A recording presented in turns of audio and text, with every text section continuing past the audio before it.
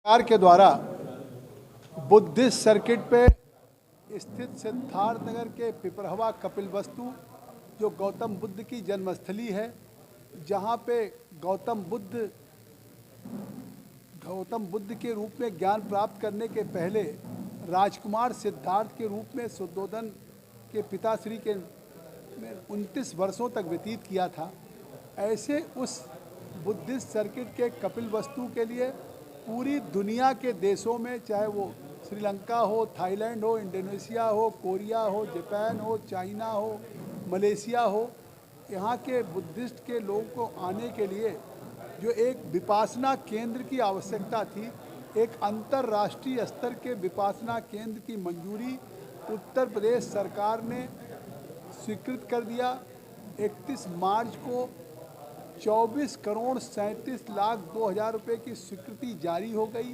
प्रथम किस्त 1 करोड़ की धनराशि निर्गत हो गई। हम उत्तर प्रदेश के मुख्यमंत्री योगी आदित्यनाथ जी का आभार व्यक्त करते हैं कि ये पूरी दुनिया के बुद्धिस्ट के लिए एक बहुत बड़ा उपहार होगा, जहां तमाम देशों के बुद्धिस्ट या बौद्ध धर्म के मानने वाले आएंगे और वो यहाँ रुक करके उस अंतर्राष्ट्रीय स्तर विपासना केंद्र में गौतम बुद्ध के सिद्धांतों और उनके विचारों पे ध्यान मग्न हो करके, एकाग्रचित हो करके अपनी प्रेयर करेंगे, प्रार्थना करेंगे। तो ये सिद्धार्थनगर दुनिया के मानचित्र पे जाएगा, विश्व के फलक पे। आज ये सिद्धार्थनगर का विपासना केंद्र सिद्धार्थनगर के लिए एक महत्वपूर्ण नहीं है। इस फैसले से पूरी दुनिया के बौद्ध धर्म के मानने वालों के लिए आज ये सिद्धार्थनगर विश्व के मानचित्र पे आ गया।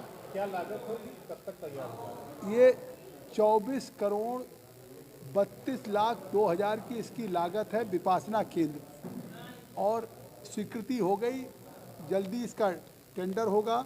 उत्तर प्रदेश इसको करेगा, construction development department Uttar Pradesh project corporation limited करेगा, और लगभग 2 साल में एक प्रोजेक्ट का तैयार होने का समय रहता, तो 2 साल में निश्चित तौर से ये तैयार हो जाएगा। इसके साथ एक भारत सरकार भी पेट्रोलियम का पेट्रोनेट डिपार्टमेंट बुद्धा के थीम पार्क पे, उनके विचारों पे, वो भी एक पाइपलाइन में है। उससे भी 10 करोड़ की स्वीकृति आने वाली है, जिससे एक तरफ विपासना केंद्र और दूसरी तरफ बुद्धा थीम पार्क बनेगा।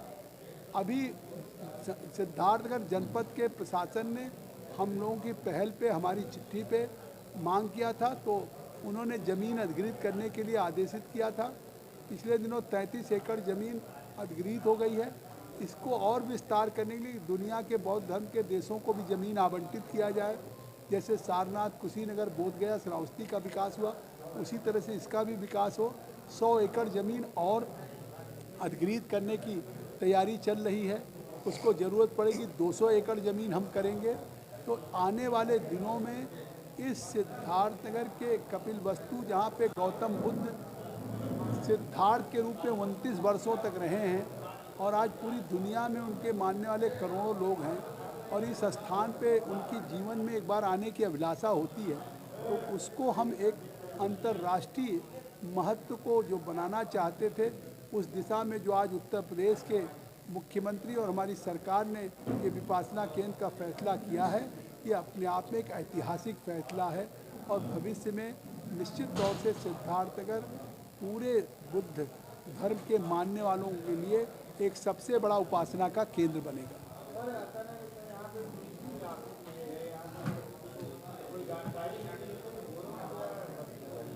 नहीं, टूरिस्ट के अफसर यहाँ तैनात हैं और वो जनपद में ही बैठते हैं, लेकिन हम अब एक टूरिस्ट का भी बड़ा ऑफिस, और जिस तरह से उत्तर प्रदेश सरकार और भारत सरकार इस पिपरहवा कपिलवस्तु का विकास कर रही है, तो यहाँ पे आने वाले दिनों में अंतर्राष्ट्रीय पर्यटकों की दृष्टि से इसका स्थान का महत्व बढ़ेगा।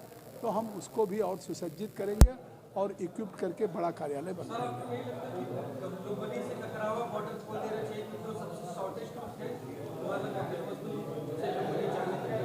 नहीं, मुझे लगता है कि आप बिल्कुल सही करें। लुम्बिनी से ककरहवा बॉर्डर खोल देना चाहिए, और ककरहवा हमारी ही सरकार ने खोला है। कस्टम लैंड स्टेशन की स्थापना हो गई भारतीय नेपाली आ जा सकते हैं। इमिग्रेशन की ज़रूरत है जिसमें विदेशी लोग भी उस ककरहवा से आ सकें, जो आपका सवाल है, क्योंकि अभी इमिग्रेशन सेंटर न खुलने से विदेशी नौतनवा होकर भैरवा होकर आते हैं या इधर नेपालगंज से आते हैं, तो विदेशियों के लिए तभी होगा जब इमिग्रेशन।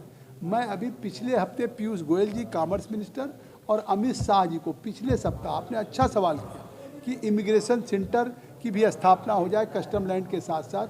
अभी केवल कस्टम की लैंड की स्थापना है, तो उससे फिर जितने भी बौद्ध धर्म के मानने वाले हैं उनसे लुम्बिनी से सीधा मतलब पिपरहवा कपिलवस्तु आने के लिए उनको फिर सुविधा हो जाएगी आवागमन की, और उनको अधिकृत रूप से इंटाइटल हो जाएंगे सभी बौद्ध धर्म के या पूरे विदेशी भी इससे। और इससे केवल न केवल सहूलियत बढ़ेगी, क्योंकि लुम्बिनी यहाँ से मात्र हमारे बॉर्डर से केवल 8 किलोमीटर है, और अभी उनको अगर पिपरहवा आना पड़ता तो लुम्बिनी से भैरवा जाएं, तो इससे उनको इतना लंबा पड़ता समय भी, सारी बातें, उससे भी सहूलियत होगी।